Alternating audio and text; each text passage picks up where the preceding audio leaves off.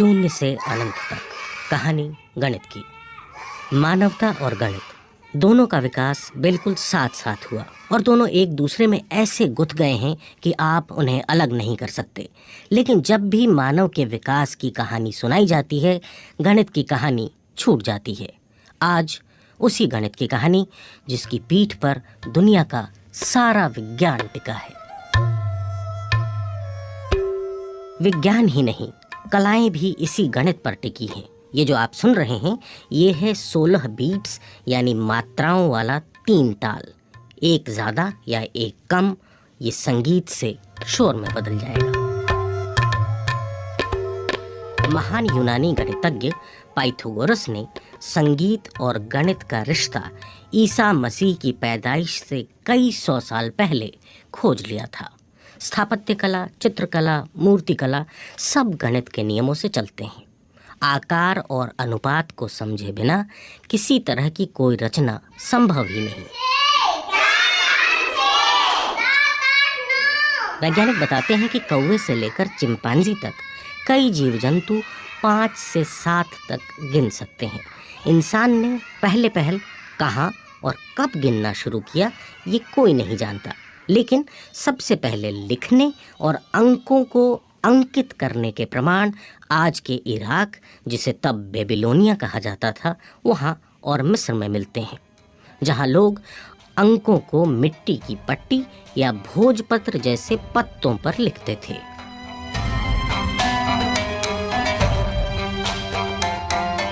इस धरती पर इंसान की बनाई हुई सबसे पुरानी चीजों में से एक है मिस्र के पिरामिड। अब से तकरीबन 5000 साल पहले बने पिरामिड इस बात का अंदाज़ा देते हैं कि ज्यामिति या जियोमेट्री का विकास भी काफ़ी पहले शुरू हो गया था। जाने माने गणितज्ञ मार्कस दू सौते समझाते हैं कि ज्यामिति के ज्ञान के बिना पिरामिड जैसे स्ट्रक्चर नहीं बन सकते थे। For me, the most impressive thing about the pyramids is the mathematical brilliance that went into making them. मेरी नज़र में पिरामिड की सबसे खास बात उसे बनाए जाने में गणित का अद्भुत इस्तेमाल है। ये प्राचीन यूनानी गणितज्ञ पाइथागोरस के फॉर्मूले का व्यवहारिक रूप है। प्राचीन मिस्र में एक परफेक्ट समकोण या राइट एंगल बनाने के लिए बराबर दूरी पर गांठ लगी रस्सी का इस्तेमाल नापने के लिए किया जाता था। इसका फॉर्मूला था, पहली भुजा 3 गांठ लंबी, दूसरी 4 गांठ लंबी और तीसरी 5 गांठ लंबी। 5000 साल पहले पत्थर, रस्सी, लोगों की मेहनत और गणित के जादू से बने चमत्कारी पिरामिड। मिस्र से करीब 7000 किलोमीटर दूर चीन। गणित की कहानी का अगला पड़ाव, ग्रेट वॉल ऑफ चाइना। हजारों किलोमीटर लंबी दीवार जो सदियों तक बनती रही। चीन की दीवार का पहला पत्थर अब से कोई 2500 साल पहले रखा गया होगा। ऊंची नीची जमीन पर सुरक्षा के लिहाज से मजबूत दीवार बनाना आज के इंजीनियरों के लिए भी चुनौती है। चीनियों के इस कमाल के पीछे भी गणित ही है। गणितज्ञ मार्कस दू saute. The ancient Chinese realized they had to make calculations about distances, angles of elevation, and amounts of material. दीवार बनाने के लिए उतार चढ़ाव का एंगल, दूरी और उसमें लगने वाले सामान की मात्रा, इन सब का हिसाब लगाया जाना जरूरी था। इंसान शुरुआत से गिनती के लिए अपनी उंगलियों का इस्तेमाल करता रहा है। चीनियों का गणित बांस के टुकड़ों के सहारे चलता था। मिस्री, यूनानी या बेबीलोन वालों के मुकाबले एक होशियारी चीनियों ने की, वो था कॉलम बनाना। इकाई, दहाई, सैकड़ा, हजार, 10,000, लाख, इस तरह बहुत बड़ी संख्याएं आसानी से जोड़ी घटाई जाने लगीं। इसे डेसिमल प्लेस वैल्यू सिस्टम कहते हैं। आज भी हम इसका इस्तेमाल कर रहे हैं। चीन की दीवार और मिस्र के पिरामिड तो बन गए, मगर गणित अब भी अधूरा था। चीनी जोड़ने घटाने के लिए प्लेस वैल्यू सिस्टम का इस्तेमाल तो कर रहे थे, लेकिन जब बड़े अंक लिखने होते थे तो उसके लिए उन्हें चित्रों का सहारा लेना पड़ता था।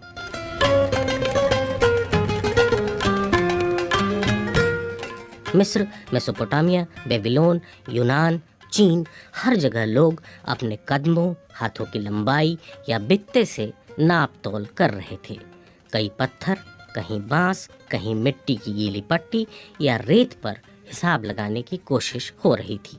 लेकिन गणित की कहानी में सबसे दिलचस्प मोड़ आया भारत में, जिसने गणित की दुनिया और दुनिया के गणित को हमेशा के लिए बदल कर रख दिया। 1 से 9 तक के अंकों का इस्तेमाल चीनी बेबीलोन वाले भी करते थे, लेकिन भारत के लोगों ने इन नंबरों को लिखना आसान बनाया। मगर कहानी का ट्विस्ट ये नहीं था। इंसान के हाथों में 10 उंगलियां थी। वह 10 और दहाई को भी समझता था, सैकड़े को भी, लेकिन उसे लिखा पहली बार भारत ने, उसे एक अंक के तौर पर भारत ने देखा। मार्कस दुसौते बताते हैं, The Indians transformed zero from a mere placeholder. Bharat ने शून्य को पूरा नया रूप दे दिया। ये पहले सिर्फ प्लेस होल्डर के तौर पर था। मिस्र और बेबीलोन वाले शून्य की जगह खाली छोड़ देते थे, लेकिन भारत ने उसे 10वें अंक का दर्जा दिया, 0 से लेकर 9 तक, यानी 10 अंक। इसके बाद तो दुनिया ही बदल गई। बड़े से बड़े अंक को लिखना, उन्हें जोड़ना घटाना अचानक बहुत आसान हो गया और गणित के पहिए को मानो इंजन मिल गया।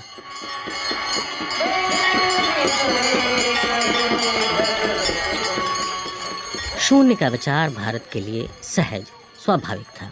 उसकी जड़ें हिंदू दर्शन में पहले से मौजूद थीं। मार्कस कहते हैं, In the religions of India, the universe was born out of nothingness, and nothingness is the ultimate Bharat goal. में धार्मिक मान्यता रही है कि सृष्टि की उत्पत्ति शून्य से हुई है और अंत में सब कुछ शून्य में ही विलीन हो जाता है। जब जीरो को एक संख्या के तौर पर स्वीकार किया गया तो उसके लिए नाम पहले से हिंदू दर्शन में मौजूद था, शून्य, यानी कुछ भी नहीं।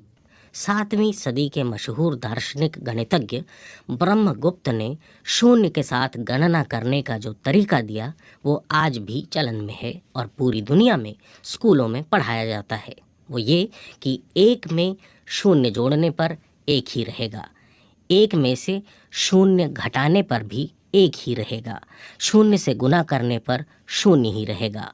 लेकिन शून्य से जुड़ा दूसरा चमत्कार भी भारत में ही हुआ। ब्रह्मगुप्त के लगभग 500 साल बाद ब्रह्मगुप्त सब कुछ बता गए थे, मगर एक बात रह गई थी, 0 से किसी संख्या को विभाजित करने पर क्या होगा।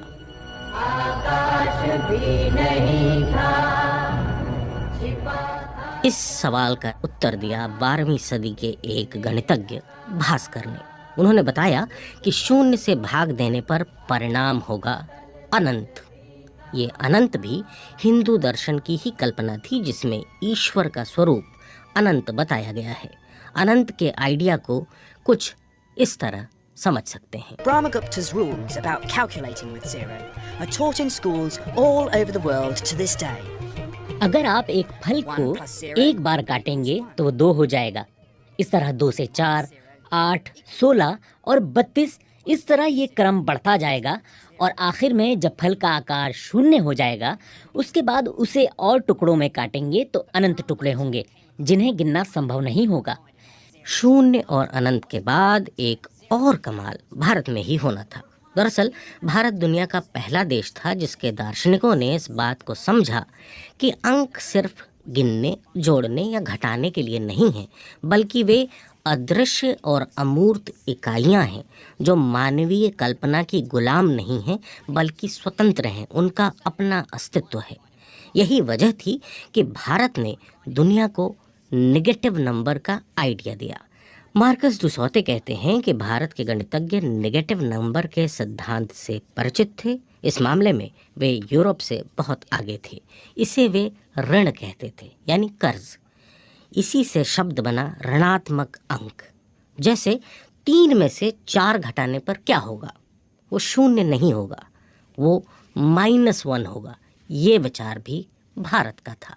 Now, a plus b the whole squared, right? Okay. So if I have a line, all right, yes, and I have an arbitrary point over here. समीकरणों यानी इक्वेशन का इस्तेमाल यूनानी, मिस्री, बेबीलोन वाले और चीनी भी कर रहे थे और अपने अपने तरीके से कर रहे थे। अंक गणित, ज्यामिति और समीकरण, ये सब आपको अब जटिल लग रहे होंगे। ठहरिए, एक और ज़रूरी चीज़ जो इन सब से जटिल है उसका नाम है त्रिकोणमिति यानी ट्रिग्नोमेट्री। सुनिए मार्कस क्या कहते हैं उसके The बारे में। Indian astronomers could use trigonometry to work out the relative महीने में distance 2 between bar the Earth and जब चांद आधा होता है तो वो सूरज के ठीक सामने यानी सीधी रेखा में होता है। उस दिन धरती, सूरज और चांद के बीच एक परफेक्ट राइट एंगल यानी समकोण बनता है। वे नाप सकते थे कि धरती और सूरज के बीच बनने वाला कोण 1 डिग्री का 7वां हिस्सा है। त्रिकोणमिति के साइन फंक्शन से पता चलता है कि 1 डिग्री के 7वें हिस्से का मतलब है 1 का अनुपात 400। इसका मतलब ये है कि धरती से सूरज की दूरी चांद के मुकाबले 400 गुना अधिक है। यानी भारतीय गणितज्ञ धरती पर बैठे बैठे अंतरिक्ष नाप रहे थे।